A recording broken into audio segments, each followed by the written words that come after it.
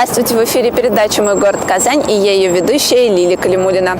12 апреля – День космонавтики. В этом году мы отмечаем 55-ю годовщину с того дня, когда Юрий Гагарин совершил свой первый полет вокруг Земли на корабле «Восток».